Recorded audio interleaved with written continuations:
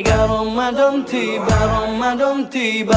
Marhaban ya Ramadan, marhaban ya Ramadan, marhaban ya Ramadan. Kata mereka, jihad dalam Islam hanyalah mengangkat senjata dalam peperangan.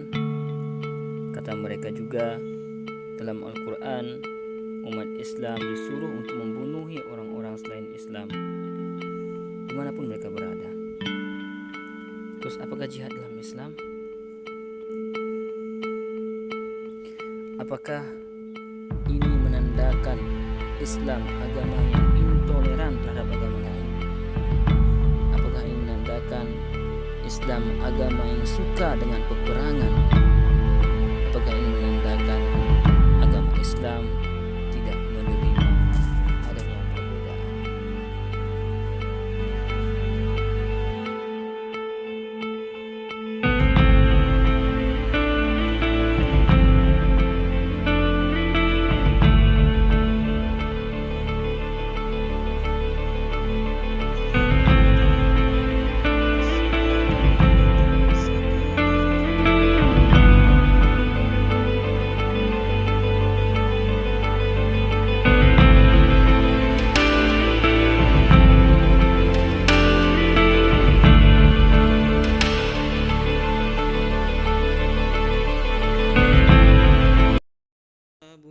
وأقاموا الصلاة وآتوا الزكاة فخلوا سبيلهم إن الله غفور رحيم. Zain, ya. Itu ayat yang antum baca memang betul. Redaksi ayatnya seperti itu. Betul? Kok kayak Islam ini ya mengajarkan kita untuk membunuh orang gitu. Bunuh orang musyrikin gitu ya. Iya. Sebenarnya itu memang jihad memang seperti itu dalam Islam. Coba kita baca ayatnya dulu ya. Fa'idzan salakhal ashhurul hurum faqtulul musyrikina haitsu wajadtumuhum. Maka apabila bulan-bulan haram itu sudah selesai, maka bunuhlah orang-orang musyrik. Haitsu wajadtumuhum, sekiranya kalian mendapati mereka. Nah, sebenarnya boleh nggak sih Islam itu membunuh orang-orang musyrik? Nah, kalau kita lihat ulama-ulama ya, ini melihat ayat ini ada dua madhab. Ya. Jadi madhab yang pertama mengatakan bahwasanya, wah benar, ayat ini mengatakan bahwasanya kita harus membunuh orang-orang musyrikin, ya. Ketika kalian mendapati mereka. Itu pendapat pertama. Pendapat pertama. Nah, kemudian madhab yang kedua, oh enggak, kita enggak boleh membunuh orang-orang musyrikin. Terus bagaimana dong? Ya, tetap dia ayat ini tetap jalan gitu. Dan juga ada juga ayat yang lain, yaitu ayat dakwah dengan hikmah, ya. Ud'u ila sabili rabbika bil hikmah. Jangan membunuh orang miskin. Jadi dakwah itu harus dengan apa? Dengan hikmah. Jangan dengan kekerasan gitu. Ini mazhab yang kedua. Nah, kan tapi mazhab yang kedua juga ada dua pendapat juga. Mazhab yang mengatakan bahwasanya musyrikin adalah wathaniyun. Ini pendapat yang pertama dari mazhab yang kedua. Nah, yang dimaksud musyrikin adalah wathaniyun, orang-orang yang menyembah berhala. Nah, bukan orang yang ahli kitab. Ahli kitab tahu kan? Alkitab. Alkitab itu Ahli yang kitab adalah dikatakan Nasrani sama Yahudi itu nah, ya? ya benar. Yahudi dan Nasrani. Nah, ini mereka tidak masuk dalam ayat ini. Jadi kalau dalam pendapat mazhab yang kedua, pada pendapat yang pertama mengatakan boleh membunuh wathaniyun, akan tapi tidak boleh membunuh ahli kitab. Kemudian ada juga pendapat yang kedua. Pendapat kedua dari mazhab yang kedua. Ini pendapat yang lebih rojih. Pendapat yang lebih kuat gitu ya. Oleh jumhur fuqaha. Mengatakan apa? Mengatakan, oh enggak bisa. Musyrikin juga enggak boleh dibunuh. Ahli kitab juga enggak boleh juga dibunuh. Sama, kedua-duanya sama, enggak boleh dibunuh. Oh, berarti begitu ya? Iya. Terus dalil yang mereka gunakan itu apa? Saya memahami dalil itu bagaimana? Coba kita sebagai Azhari ya, sebagai mahasiswa Al-Azhar, kita melihat bahwasanya dokter-dokter Azhar, ulama-ulama Al-Azhar itu ketika mengerot suatu pendapat, itu mereka akan mempreteli dalil-dalil yang tidak sesuai dengan mereka. Kalau kita lihat dalam memahami ayat faktul musyrikin ini, kan ada dua pendapat. Yang pertama, oh iya, bunuh orang miskin. Nah, kita harus mempreteli dalil-dalil mereka. faqtulul musyrikin. Coba kita lihat ayat-ayat selanjutnya dalam surat At-Taubah ya. Jangan kita memahami dalam satu ayat atau potongan ayat kemudian kita mengambil dalil. Ini sesuatu yang salah kaprah gitu. Kita harus memahami ada sibak, ada siyak, ada lihaq ya. Jadi kita harus memahami ayat sebelumnya, ayat sesudahnya, siaknya itu seperti apa. Nah, contohnya seperti apa? Contohnya seperti dalam ayat wamal lam yahkum bima anzalallahu faulaika humul kafirun. Wamal lam yahkum bima anzalallahu faulaika humul zalimun. Nah, bagaimana kita memahami potongan ayat ini?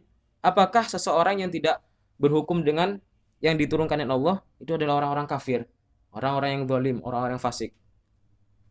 Apa kita menghukumi dalam Indonesia misalnya atau Mesir semuanya orang kafir? Nggak bisa. Nggak bisa. Ya, nggak bisa.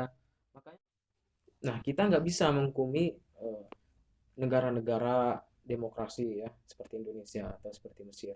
Bahwasanya mereka orang-orang kafir kan, karena mereka tidak berhukum dengan hukum yang Allah. diturunkan oleh Allah, ya kan? Nah, kalau kita melihat konteksnya ya, sebelum ayat ini kita akan mendapati ayat wa kaifa yuhakkimunaka wa indahum taurat fiha hukmullahi tsumma yatawallawna min ba'di dzalik. Bagaimana mereka yaitu orang-orang Bani Israel memberikan hukum kepadamu wa indahum taurat sedangkan mereka memiliki kitab Taurat. Wa fiha hukmullah dalam Taurat itu terdapat hukum Allah. Tsumma yatawallawna min ba'di dzalik. Nah, kemudian mereka berpaling dari berhukum dengan Taurat. Nah, yang dimaksud dalam amal lam yakum anzalallah adalah untuk orang-orang Bani Israel, ya. Bukan untuk semua orang Islam. Ya. Berarti itu khusus untuk Bani Israel aja. Iya, Bani Israel. Pada masa itu berarti. Iya, pada masa itu. Karena berarti masa sekarang nggak berlaku lagi. Karena syariat sebelum Islam ini tidak bisa kita terapkan dalam syariat Islam. Syariat sebelum Islam tidak bisa diterapkan dalam Islam. Contohnya seperti apa? Seperti ketika mereka berkurban. Orang-orang sebelum Islam berkurban itu ketika mereka berkurban, mereka akan mengeluarkan kurban mereka di lapangan-lapangan. Kemudian kalau kurban mereka diterima, maka akan turun api. Nah, ini tidak berlaku pada Islam. Nah, ini berbeda. Nah, kemudian pada ayat faktul musyrikin, ya, faktul musyrikin, kita harus melihat juga ayat-ayat setelahnya. Apakah Islam ini hanya menyuruh untuk membunuh musyrikin saja? Apakah tidak dengan sebab yang lain? Coba kita lihat ayat yang lain, coba ya. Wa in ahadum minal musyrikin astajaraka fa'ajirhu. Nah, maka jika salah satu dari orang musyrikin ini meminta perlindungan kepada kamu, maka fa'ajirhu, maka berilah perlindungan. Nah, kalau Islam menyuruh untuk membunuh semua orang musyrikin, bagaimana kita boleh untuk memberikan perlindungan kepada mereka? Ya enggak? Iya. Nah, kemudian yang kedua, kita lihat ayat selanjutnya pada ayat ke-12. Wa inna kathu aymanahum min ba'di 'adim wa ta'anu fi dikum faqatilu a'immatal kufr. Jika mereka melanggar janji mereka setelah mereka membuat perjanjian, wa ta'anu fi dinikum, dan mereka mencacat pada agama kalian, faqtulu a'immatal kufr, faqatilu a'immatal kufr, maka perangilah ya orang-orang kafir atau pemimpin-pemimpin orang-orang kafir. Jadi ilatnya bukan hanya musyrik ya, tapi apa? Tapi karena mereka melanggar janji. Ya. Jadi ilat dalam membunuh orang musyrikin adalah hirabah. Kalau dalam kitab Al-Jihad fi sabilillah karangannya Syekh Sa'id Ramadan Al-Buti mengatakan ailatul jihad al-hirabah walaysati al-kufr. Bukanlah kufur, akan tapi apa? Hirabah, peperangan. Jadi membunuh orang musyrik atau memerangi mereka itu karena mereka memerangi kita. Kita berusaha untuk melawan mereka gitu. Oh, jadi begitu. Berarti kita tidak sembarangan lah membunuh orang-orang musyrik itu ya? Nggak bisa sembarangan. Terus pendapat yang kedua bagaimana? Nah, pendapat yang kedua yang mengatakan faktul musyrikin ini siapa? Mereka mengatakan pendapat yang pertama adalah musyrikin ahli Mekah, itu musyrikin kafir Quraisy. Nah, yang boleh dibunuh adalah orang-orang berhala yang menyembah berhala wathaniyun. Akan tapi ahli kitab tidak boleh dibunuh. Nah, bagaimana kita mengerot atau melawan pendapat ini? Yang pertama bahwasanya kalau kita memahami bahwasanya ilat dari pembunuhan orang musyrikin atau orang kafirin adalah hirobah. Ya, kita tidak bisa membedakan, tidak boleh membedakan antara dia itu wathaniyun atau dia ahlul kitab. Nggak bisa, karena sudah jelas bahwasanya orang-orang musyrikin ini nggak boleh dibunuh kecuali mereka memerangi kita, ya kan? Nggak bisa kita membedakan gitu. Oh kalau wathaniyun nggak bisa, tapi kalau ahli kitab ya nggak apa-apa. Maksudnya kalau wathaniyun nggak memerangi kita tetap membunuh mereka, nggak boleh. Sama aja, harus sama dalam menghukumi bahwasanya ilat dari memerangi mereka itu adalah karena hirobah. Karena mereka dulu menyerang kita Karena duluan. karena mereka menyerang kita duluan. Nah, itu kita memahaminya dari apa? Dari beberapa ayat tadi yang sudah saya sebutkan tadi. Seperti wa in ahad minal musyrikin astajaraka, atau dari ala tuqatiluna qauman nakathu aymanahum. Seperti itu.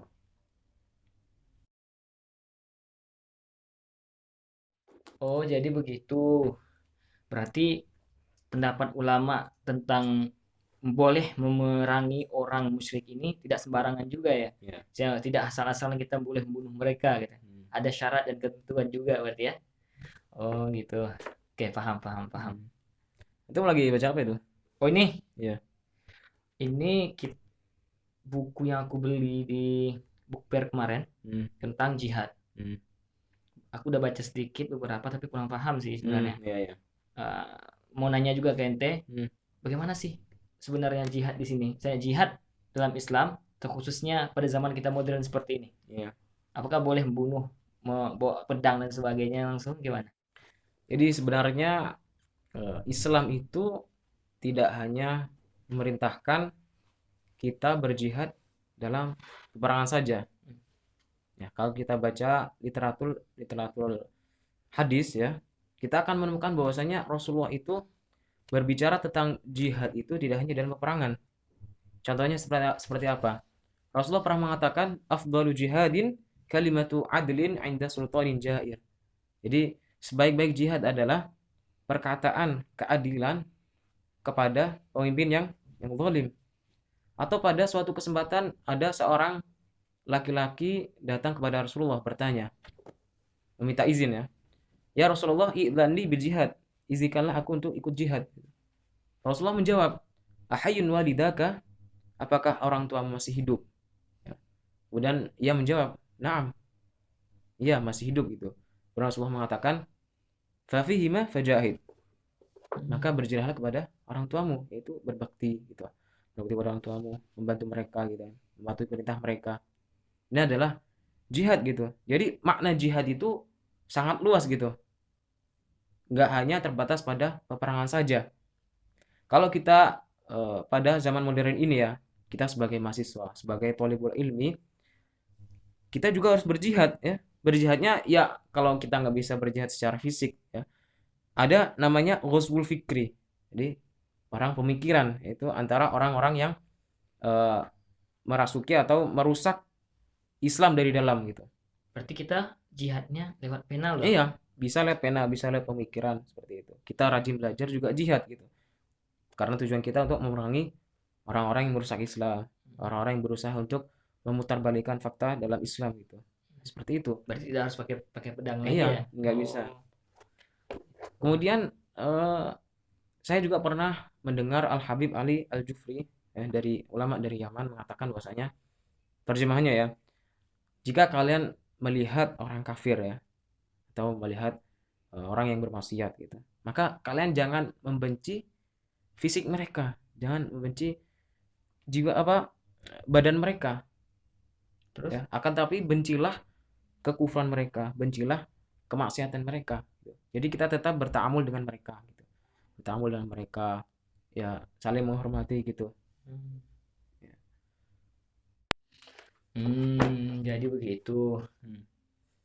Oh iya, kalau seandainya aku berjuang untuk mendapatkan si dia, dihitung jihad juga nggak? Aduh berat kalau itu.